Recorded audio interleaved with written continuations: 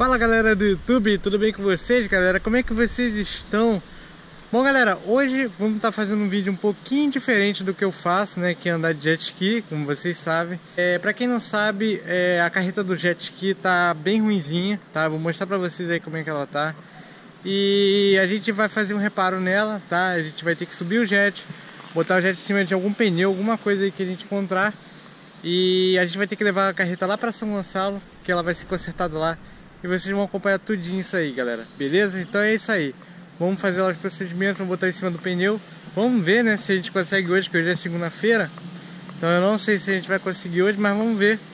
E é isso aí, eu vou filmar isso aí tudo pra vocês. Espero que vocês gostem, galera. Deixem seu like. Quem não é inscrito, se inscreva no canal. Eu tenho certeza que você vai gostar muito, beleza? Então é isso aí.